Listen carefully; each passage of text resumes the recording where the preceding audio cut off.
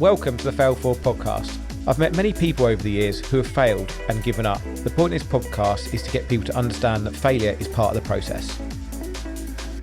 Welcome back to the Forward Podcast. Today we are recording the 100th episode of Fail Forward, which I'm amazed to say that we're doing. I had lots of different people drop into my inbox wanting this 100th episode, and I thought about it for a very long time of what I was going to do, who I was going to do, who I was going to do it with, who I was going to do, who I was going to do it with. And there was only one person that really stood out, and that was my great friend and now business partner, Jay Allen. And what I really wanted to talk about today is everything to do with business partnerships, JVs, the good, the bad, and the ugly. So welcome, Jay. Henri, delighted to have you, delighted to be with you today, and particularly on this celebratory centenary episode. Congratulations for everything that you've done to be able to get it to where it is, and most humbled and flattered that you've chosen me to be able to be on this episode. Thank you. Thanks, Jay, for being here. So just quickly, what I wanted to say to everybody is this podcast has gone from strength to strength in the recent months. And I want to say thank you to all the listeners, everybody that's subscribing, all the comments that are dropping into my DMs. I am so pleased to say that we made it to number 1 in the entrepreneurship charts. We've made it as high as 8 in the USA. So it was number 1 in the UK, 8 in the USA. And I keep getting lots of people dropping into my DMs and giving me lots of great feedback and saying, where do I review? So what I need everybody to be doing, because what I want to do with this podcast is I want to share positivity. I want to share love. I want to share great mindset. I want the commitment I want to give to everybody is I see so many podcasts sell out, and they sell out in the way that people think you've got to have negative stuff. You've got to have negative things come on. You've got to have a certain gender, certain things to be able to get clicks, to be clickbaity, to get likes. And I'm not going to do that. I'm going to continue to spread love, positivity, create great mindsets, and be able to just be honest and transparent and tell everybody the good and the bad of life, because we can always talk about all the good things, but there's also difficult things that happen as well. So what I need everyone to be doing who's listening right now is I need you to like, I need you to subscribe. I need you to write me a review and keep sharing, because I believe in a world that we are right now, where there is so much war and negativity and this and that, and you just look at the news and it's just neg, that we need to be spreading more happiness, more positivity. So I need the support of everybody who's been listening to this podcast to help share it far and wide, because sometimes negative news spreads faster. And I know that sometimes I'm going to be pushing upstream a little bit with trying to spread love and positivity, but I need everybody to be on this journey with me and sharing and supporting. One other thing that I need to do is I need to get some sponsors at some point, because this podcast, it does cost a lot of money to run, and I just need some, but I want ethical sponsors. So if anyone's listening to this and thinks, actually, I want to be on that, then please let me know. I've not done any sponsors. We're 2 years in and I've not done a single sponsor, and I don't want to flood this with sponsors. I don't want it to be, every 2 minutes it's stopping, but I would like to work with a couple of select people who would love to sponsor this podcast and take it to the new level, because where I want to take it is to a worldwide positive beacon for everybody to be able to be part of, enjoy, and share with each other. So now let's get into the episode. We've done that bit. We're going to get into the episode. So we're going to talk about joint ventures. We're going to talk about partnerships, being in business with other people. Now, for me, pre-business failing, it was all about my ego and me. So actually, the amount of times I had people move towards me, but I was always like, if I'm doing this, I'm doing it on my own. I've got to do this. This is me. And my ego just got in my way. And as we've talked about before, egos can play a good part in our life, but also it can also play difficult parts in life, because it doesn't understand that we're not in ancient times anymore, trying to fight off, a tiger or a bear or something like that. It's easy, different things. And our ego doesn't always serve us the best way. But I want to take you right back to when I first started.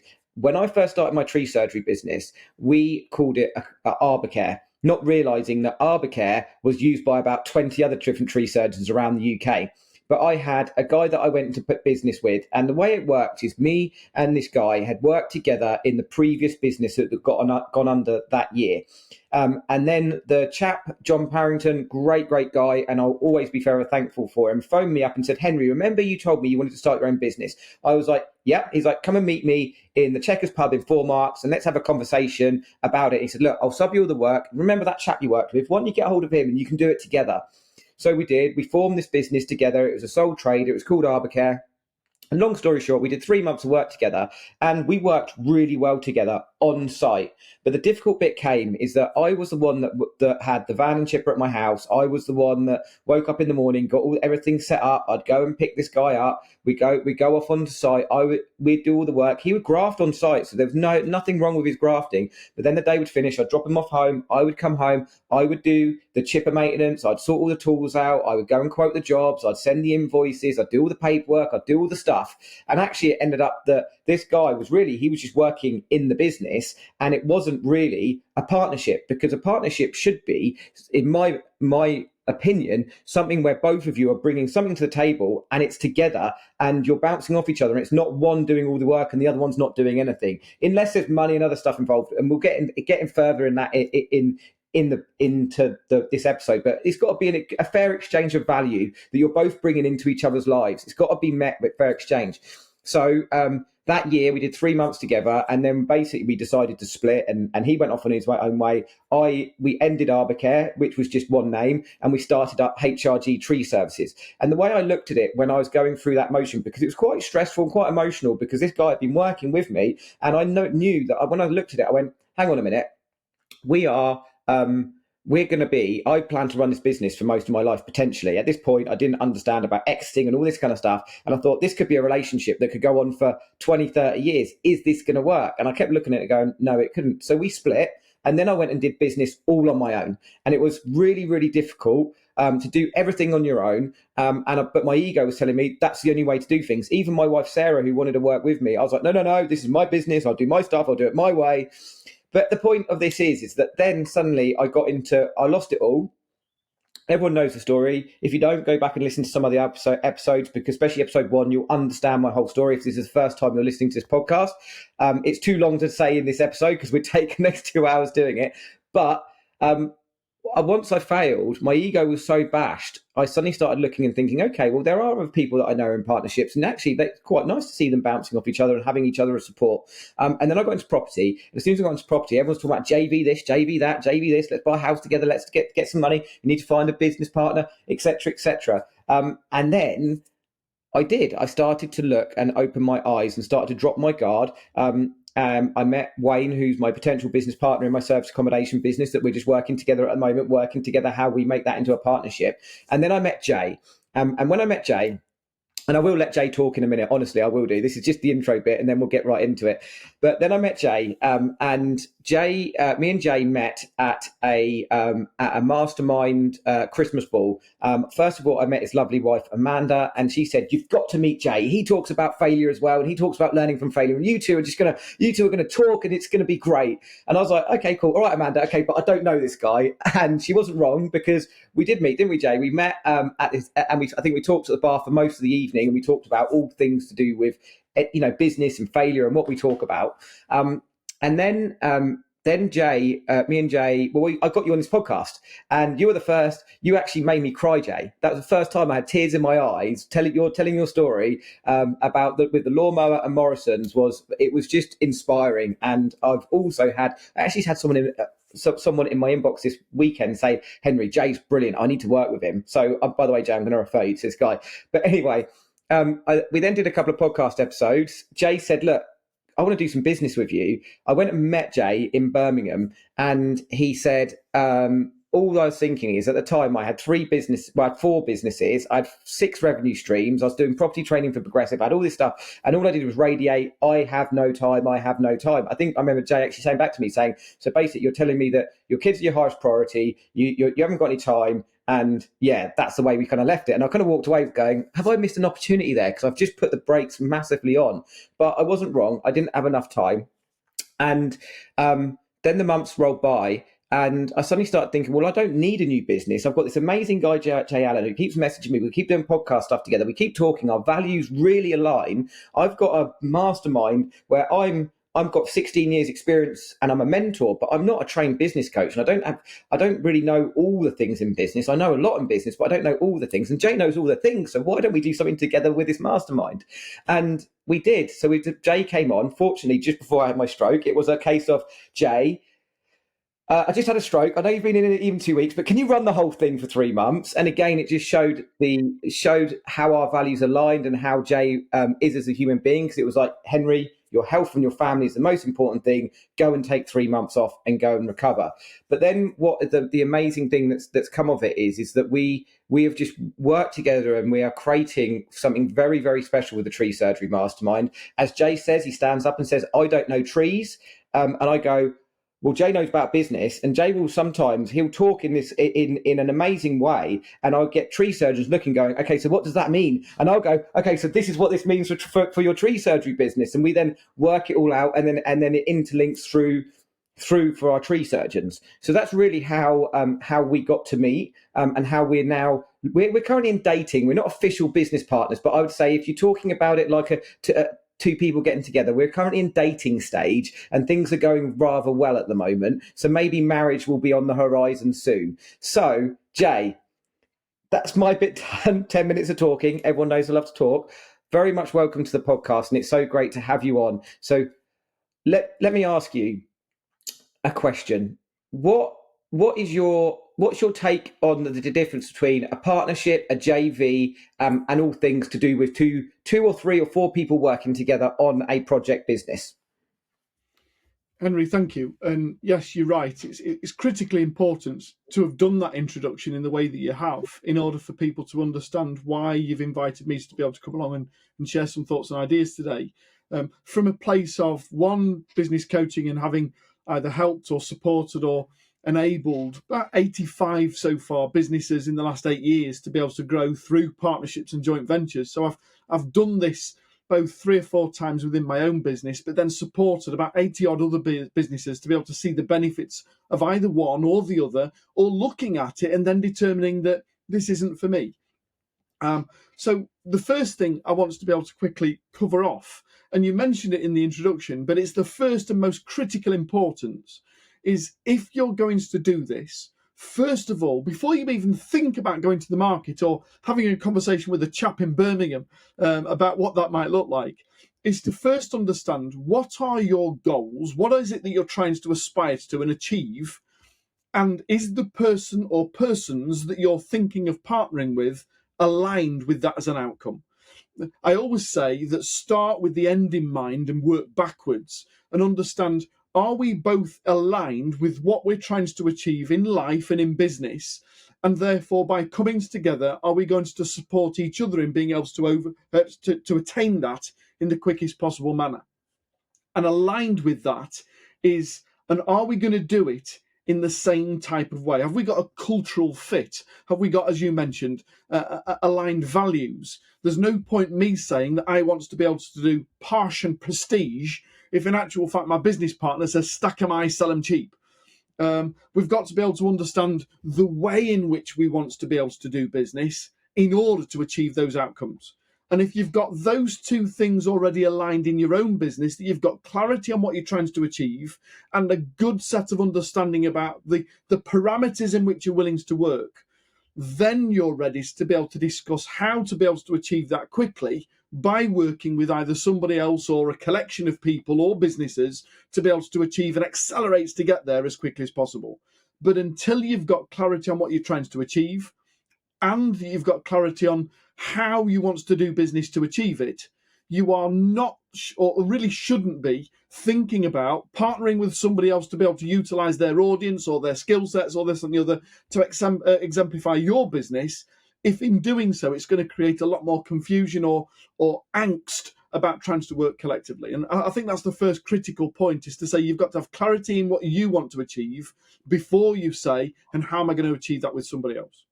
Yeah, and I think I haven't thought about this actually, but because of the journey I've been on, and when I met you, Jay, I think if we'd have met 5 years ago, this wouldn't be happening, because I didn't have any of that. I didn't have a clue. I wanted to have a large tree surgery business. I wanted to do all this stuff, but I know now, thinking about it, and I never thought about it like this. When you met me, I'd already done a lot of deeper work on the building of the Tree Surgery Mastermind and Business Academy.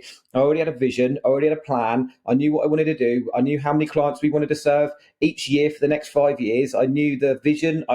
We had the values in place. I knew I wanted to create a game-changing product where a rising tide raises all ships.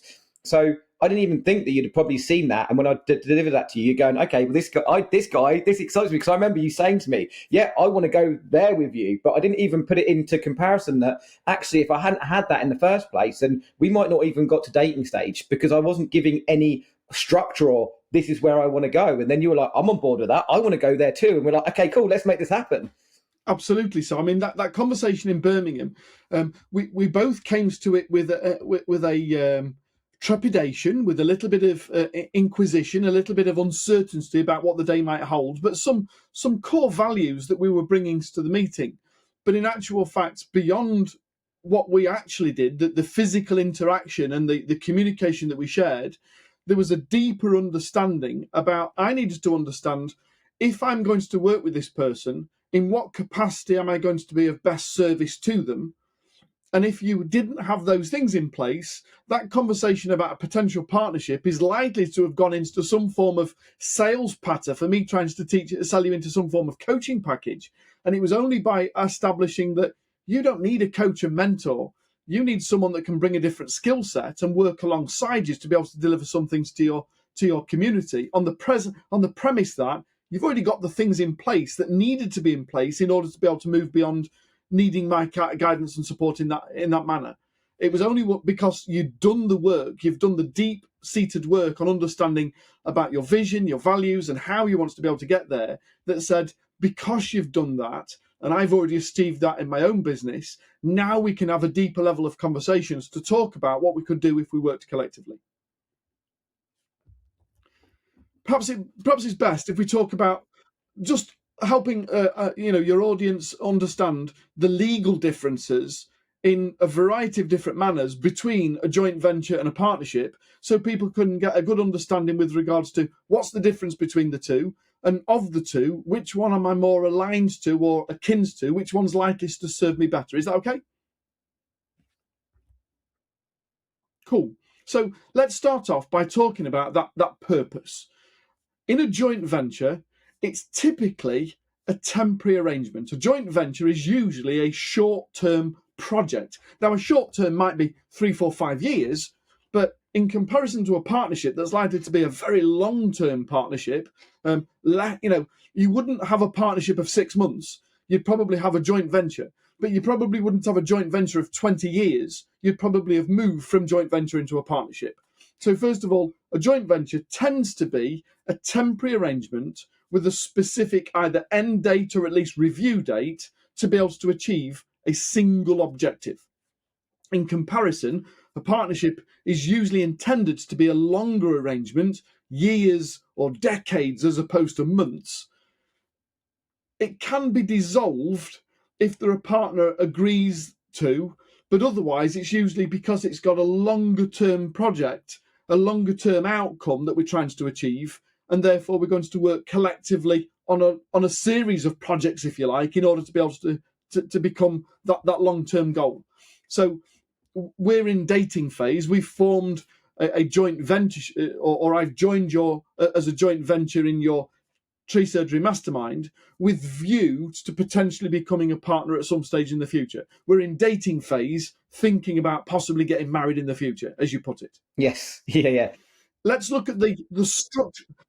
Go on. Sorry. I was just going to say, just to give some other people some relevance as well, like, because I know some property people listen to podcasts. There's so many JVs that happen in property, and that, as you say, seems to be short term, because it's like, let's do a property together for a year, and then we'll exit, and then we'll take each other's fee, not take each other's fee, but then we'll have an exit to get out of it. And there's lots of joint ventures. Like I see, for example, the training centre we've just built on the side of our new tree surgery yard. I might enter some JVs with some other trainers who want to come and then joint venture and do their training in that yard, and that will be a joint venture because I'm not going to partner with them. We're not going to have a business together necessarily, but they'll joint venture with me, so I can earn some money from from setting their training up, and we can help them with all the training centre and maybe some of the systems and some of the marketing. That'll be a joint venture, and then we'll break away. But I don't want to go into partnership with people on that. It's just a JV. So just giving some people some idea of some maybe explanations of how I see that. So yeah, carry on, Jay.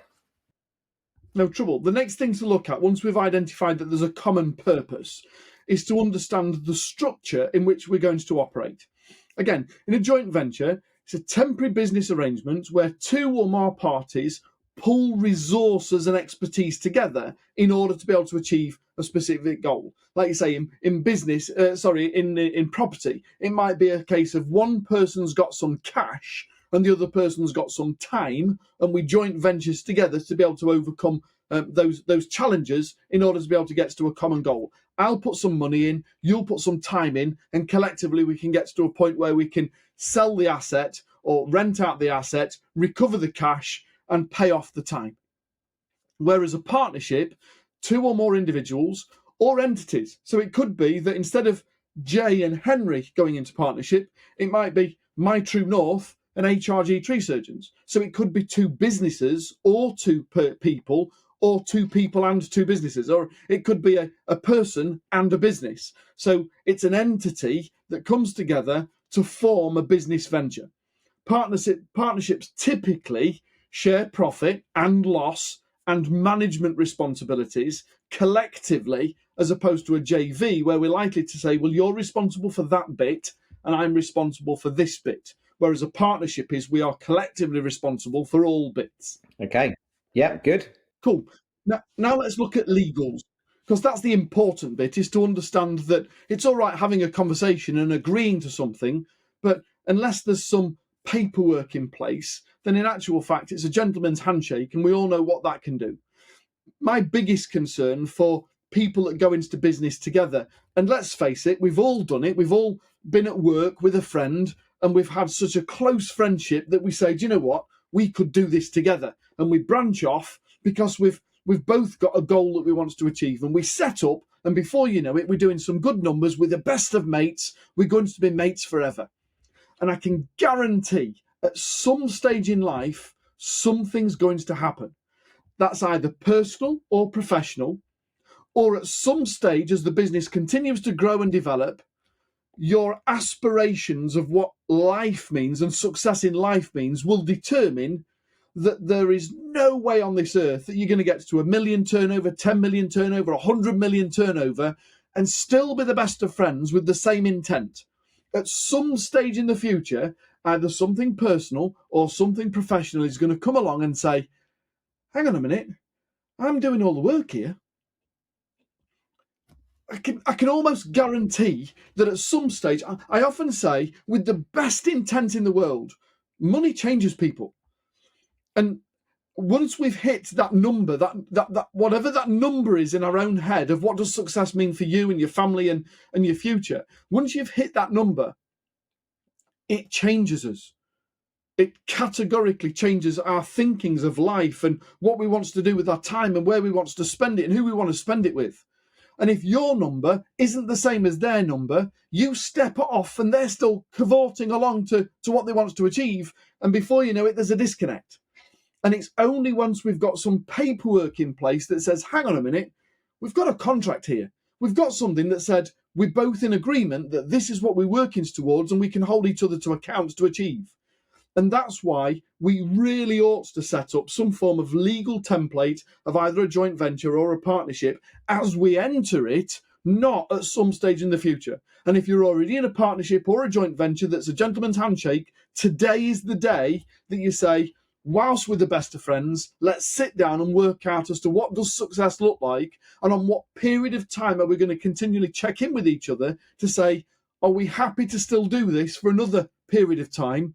Or has it got to a period of time now where we've decided that we're starting to see differences in what we want to achieve in life, and it's now time to be able to have an amicable divorce, if we're going to use those marital terms? Because if you don't, what's going to cost you a few £100 to set up now is going to cost you tens and tens and tens of thousands of pounds in legal fees if we get it wrong later on in life.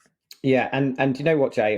What I really loved is when we started working together, is you said, look, Henri, you come up to Manchester, and I did, because I think I tied it in something else, and we went and sat in an office for a day, and we went through everything. You had the JV agreement there. We went through almost page by page, this, that, who's doing what, this is what we're going, this is where we're going to go, this is what we want to do. We went through everything, but the question that I loved that at the end, and you closed the book or the folder, and you said, right, now we've done all that bit.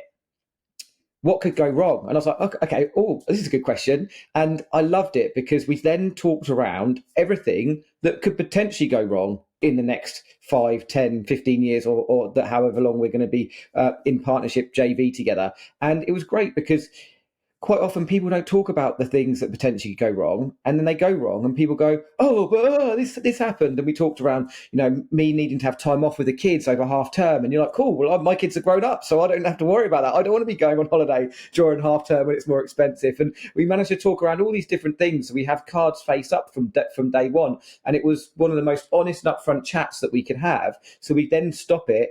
We do all the legal bit, and then we talk about what could go wrong, and I thought that was a really, really good way to end our meeting, is to be able to surface that stuff up, talk around it, and then almost work out it before it happens, so it doesn't happen, and then it stops all that from suddenly coming up and slapping his face in a year or 2 years or 5 years, like you say, when you don't have it all in place and you've not talked about it, and then it creates that animosity, really, doesn't it, and stress and money and everything else that goes with it. Absolutely. I mean, there's one thing yes, it was a very intentional day, and I'm grateful that you came up and spent some time with us. It's important that in the morning session, I'd structured it in such a way that we could go through a very comprehensive joint venture partnership agreement to look at what it would look like on paper before we made any final decisions of whether we wanted to enter into that or not. So we were able to look at the structure and sit and work through page by page, almost line by line, what would that mean and how would that be and how would we want to be able to orchestrate that we're both happy with and it aligns with our vision and our values and our culture. And we got to a point where just about lunchtime, it was a really exciting part in the day where we're in agreement and we're ready to put pen to paper. And I went, hang on a minute, let's just put it to one side.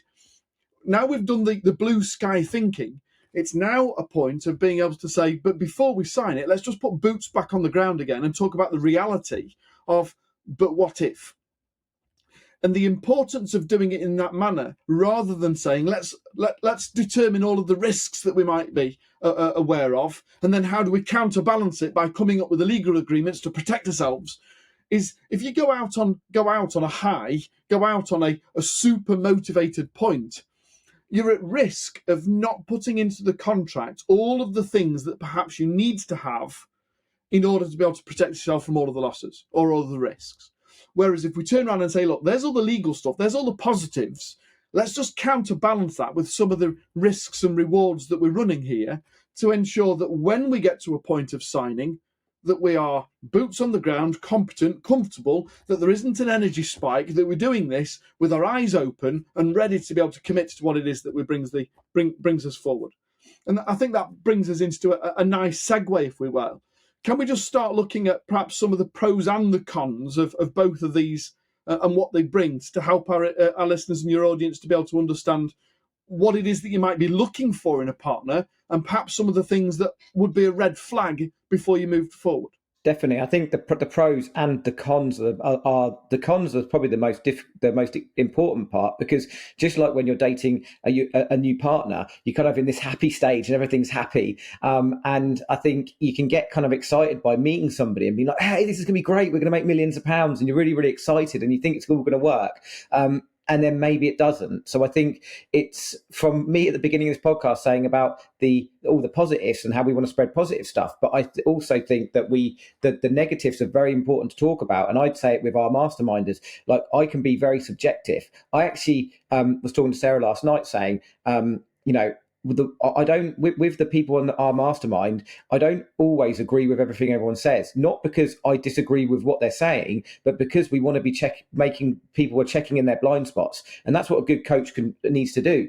Just like in a partnership, we need to be looking at the blind spots and saying, okay, what could go wrong? Because it's so easy to look at all the positives and then suddenly you've not looked in your blind spot and worked out something could go wrong. So I'm particularly looking forward to this part of this podcast. So yeah, go for it. The pros and the cons, Jay, let's go. Like you say, it's almost like dating. When we meet somebody for the first time, all we're doing is we're trying to be on our best behaviour. We're trying to do all of the things that are relevant to being able to drive that to a positive outcome. We're very conscious of what and where and when and why and how. Perhaps at no point do we think, why did they split up with their ex? what was it about their previous relationship that went wrong? And is there any likelihood of that repeating again itself and again and again? And we don't. I recall going through my divorce a million years ago now, but I recall going through my divorce and 2 or 3 friends saying to me during that process, we always knew that you two weren't staying together forever. We always knew that you'd separate one day. And it was a case of, why didn't you tell me at the time? You could have saved me about 7 years. Well, you seemed happy, Jay. A friend needs to be honest with you. So like I say, let's look at the pros and cons, and let's look at them in equal measure. First of all, let's look at joint ventures and understand the positives about going into a joint ventureship. Certainly, by coming together with somebody else, you're going to be able to improve the specialism of expertise that you can offer. Like you said, one of the things that we recognise within each other is I put both hands up in the air and say, listen, I don't know trees. I'm happy to say that my understanding of trees is I can spot the difference between a silver birch and an oak. And that's about it. I know what a conifer is. But beyond that, I'm in bewilderment every time I walk into your yard and see the guys at work and such with regards to exactly what goes into the professionalism of being able to be a tree surgeon.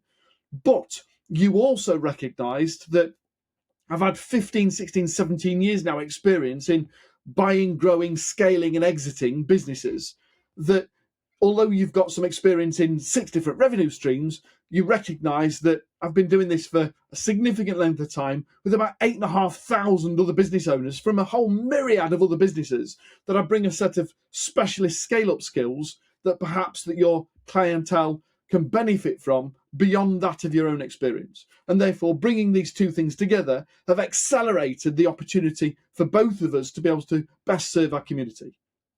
The other thing about it is risk sharing. We're in this together.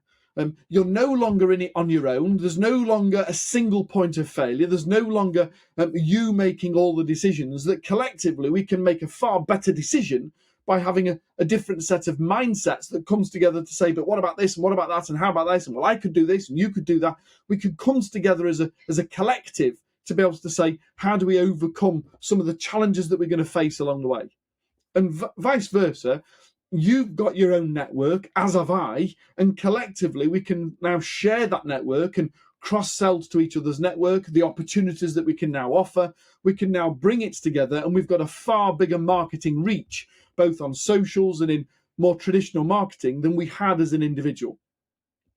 It becomes a lot more cost efficient to be able to have a joint venture because you've got somebody else bearing the brunt of some of the costs. We've agreed on a 50-50 split of both cost and profit, and therefore there are things that we're no longer having to absorb all of the costs of because you can share that with a partner.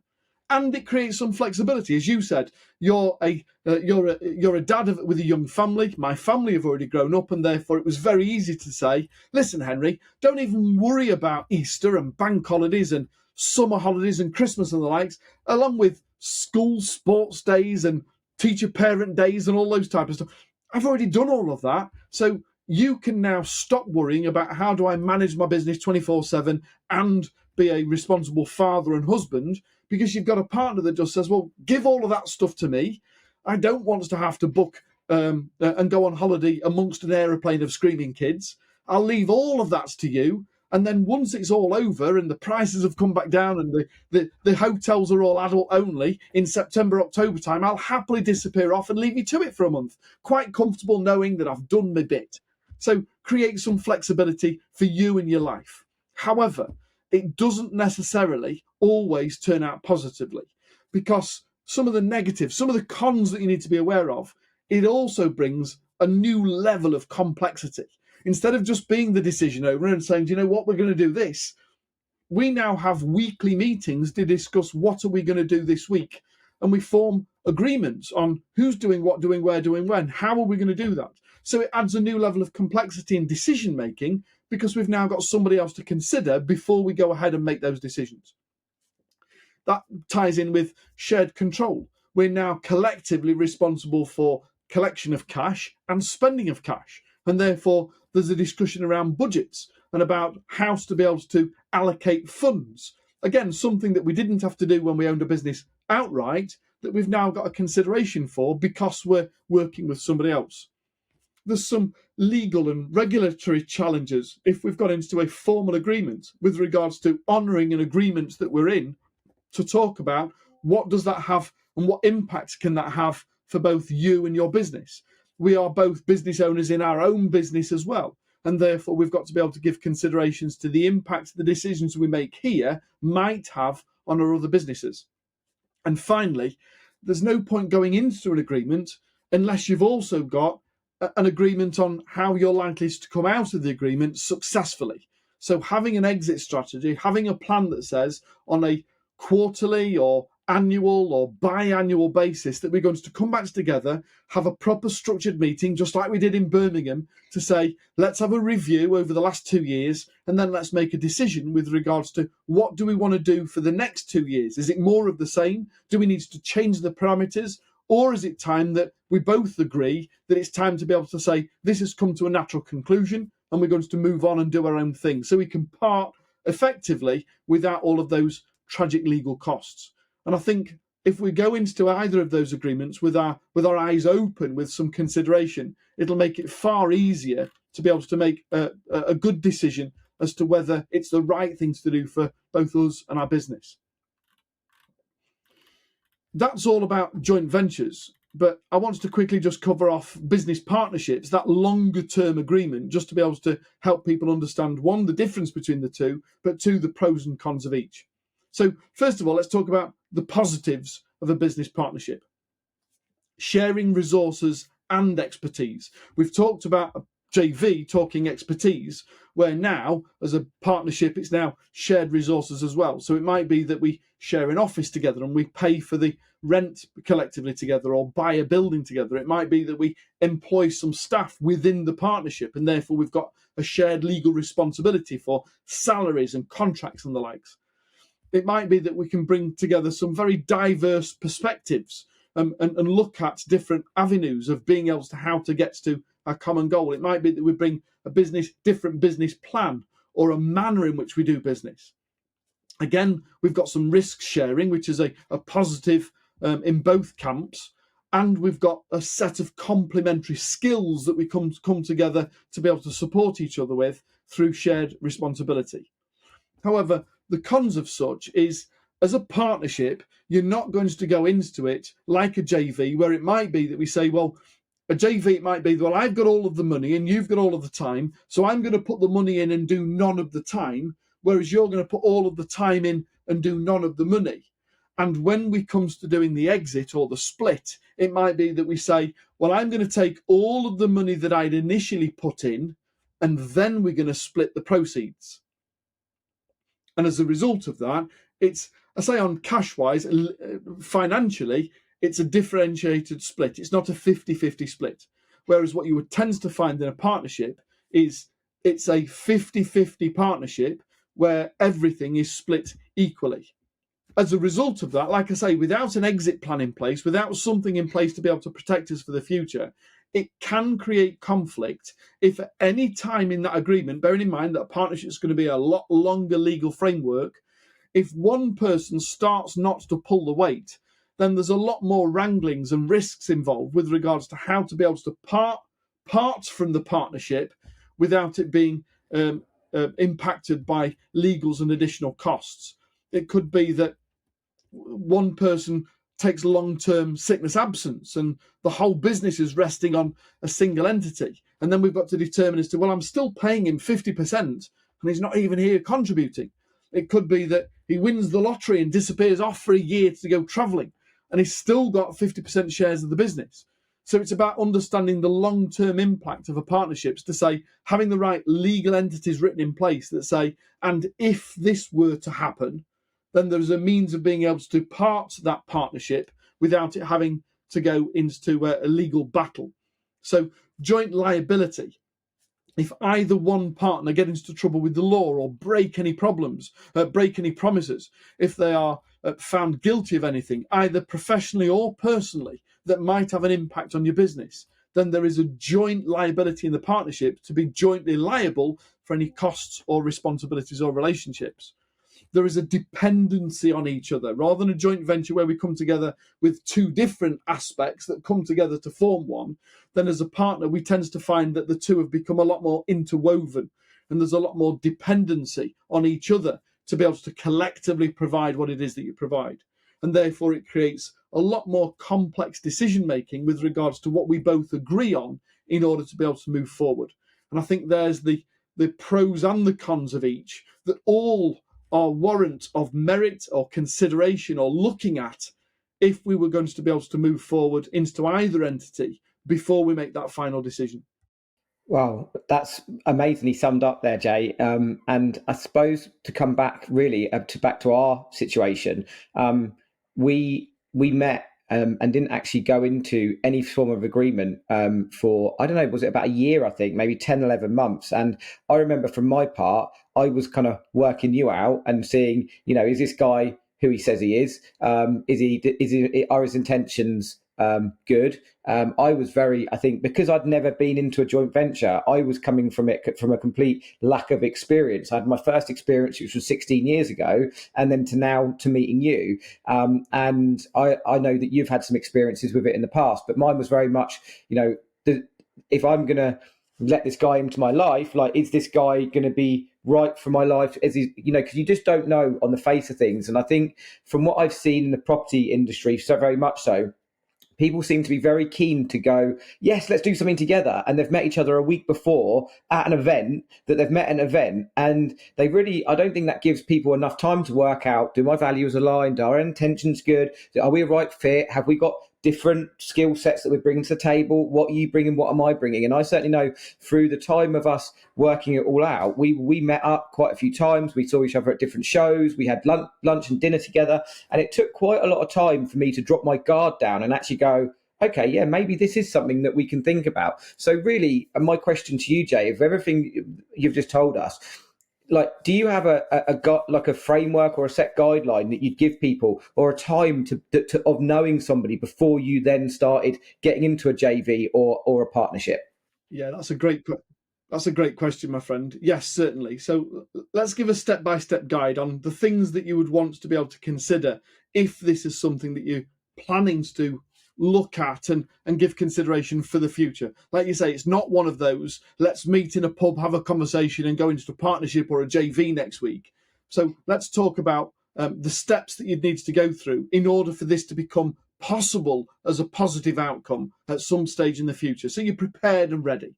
Number one, get absolute clarity on what are your objectives, what it is that you're trying to achieve, and your abilities to be able to achieve it, the time frame that you're expecting to be able to achieve it within. Have clarity on where are you going, how you want to get there, the time frame it's likely to take you as an individual to get there, and the style of way in which you're going to do so, the values that you want to be able to withhold throughout that journey. I call that assessing your readiness to move into a partnership, because if you haven't got those things in place, then I can guarantee you whatever it is partnership you go into is just going to cause so many levels of complexity and challenge that you're going to see it as a failure before it's even had a chance to be a success. So assess your own readiness by having clarity. Then move into a place of, well, if I was going to partner with somebody, who is it that I might choose to partner with?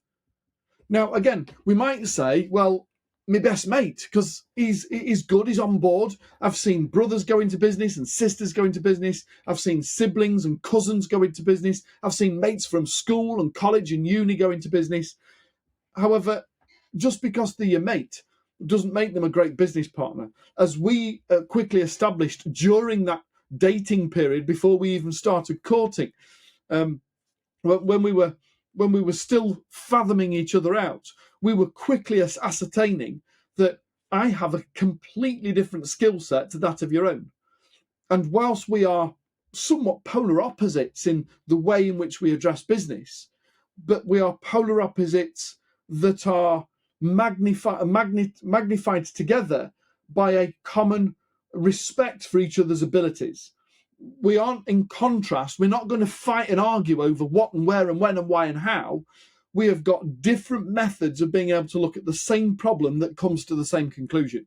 So when we're looking for potential partners, we're looking for people that are the same common outcome and a collection of agreed values, but have got a different set of skill sets that complement that of ourselves, understanding what we are good at and then saying, where am I less good at? Where are my weaknesses? As Churchill once said in 1954, a man's greatest strength is to first acknowledge his own weakness. So understanding where we are at our weakest in the skill sets required to be able to grow a significant, bigger business, and then saying, who could I partner with that's got the same outlook, that's got the same values match, but has got strengths where I have weaknesses that collectively we can offer a better outcome. And then it's about approaching them for some initial discussion. There's no paperwork involved. There's meeting up at a bar at an awards ceremony to be able to sit down and have a conversation and sound people out. Have a conversation to determine as to, could I work with this person? What might it look like? What are the conversations that we would need to have? What are the things that are the red flags that I thought I knew this person and then I subsequently found out something about them that has triggered an alarm bell somewhere? So just have some initial conversations. But off the back of it, if we're both in agreement that we think that this is a good way forward, now it's a case of being able to stop instead of rushing ahead and signing something, and to do some due diligence, to be able to do some background checks, to be able to find out is this person who I think they are? And that might be, again, to look at alignment, but it also might be able to be looking at the background of that person to say, well, what have they done? What haven't they done? What accidents have they had or failures have they had in the past, and how have they addressed those? It's about understanding as to the due diligence of, could I work with this person in the good and the bad times and still get the same outcome? Absolutely. Absolutely agree. And I think because we did that deeper work, every time we meet up and we have a planning session or we have some deep stuff, some stuff we've got to discuss, it just seems to work. And we both leave it go, that was easy. Like the amount of times we've gone to plan like the next year and we're like, well, that was easy. Restructure, mastermind. Yep, cool. Yep, that. And we both bring different stuff to the table, which you're right, from the beginning of that piece that you just did, we both bring separate ways of looking at things. But then that means that we then both meet in the middle and go, okay, that's cool, that works. And I just wanted to really, as we've got a few minutes left of this episode, but really talk about what you've seen in business partnerships that have gone wrong and how it's gone wrong and how costly it is, because I think that's really important to talk about the cost of it, not just financial cost, but also emotional cost, and what you've seen in the past and how that's affected people. Certainly not a problem. It makes perfect sense to be able to cover that as an endpoint here.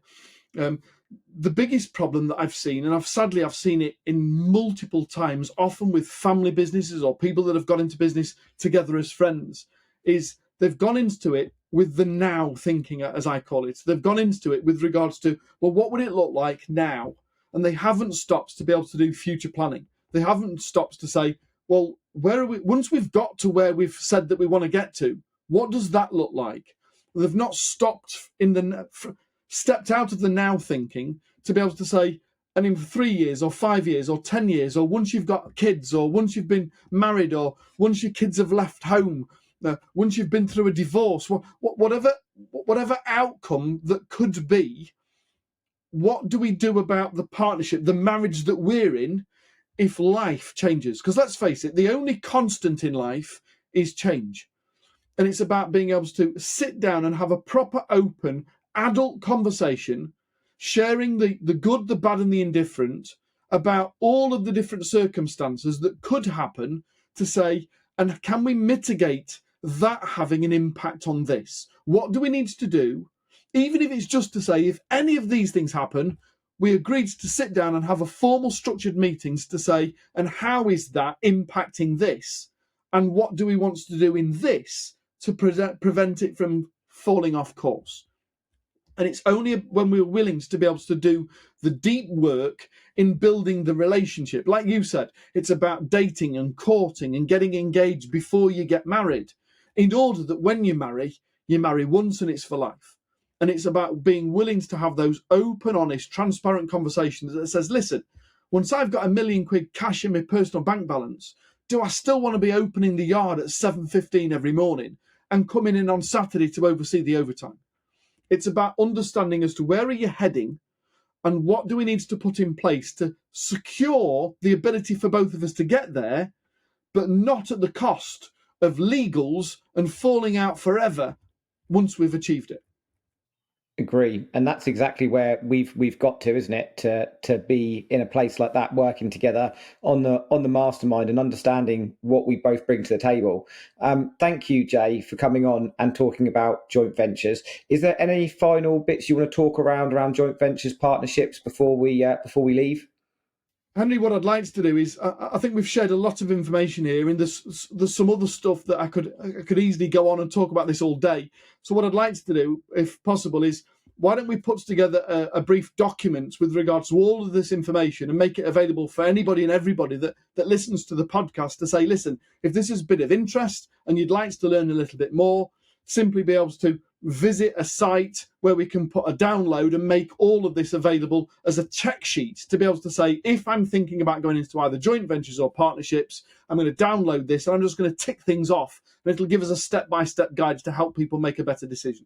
That's amazing, and that is a gift from me and Jay to all of you listeners. One, for me to say thank you for rating, reviewing, listening, getting us up in the top of the charts, and also because we want people to be able to do business together and well, and take the stress and the hassle out of it, and be able to then have your partnership. So what we'll do is we'll put a link in the bio of this episode, so you can go onto it, download these resources. If people want to know more, talk more around the Tree Surgery Mastermind, drop us a message. If you're not a tree surgeon and you want to have a world-class business coach, buy both the Add a Zero books, drop Jay a message, because what he doesn't know about business isn't worth knowing. He spent 2 days with me last week, and he comes down every quarter and spends 3-4 days with us, and we talked about buying businesses, selling businesses, everything, and I just, every time I spend time with Jay, I go away with a higher knowledge of business. So if you're currently running a business and you want some extra support, I would strongly advise read Jay's books and get hold of him. So thank you everybody for listening, and as I said at the beginning of the episode, please like, rate, review, subscribe, share, tell the world. We want to make this world a more positive, impactful place to be able to help people create businesses that reoccurring income, so they can choose the lives they want, not be a slave to their own business or very underpaid job as a business. Thanks all for listening. Thanks, Jay. God bless. Take care. Thank you for listening to Podcast Today. I'm on a mission to get people to understand that failure is part of the process. So please share this far and wide, like and subscribe.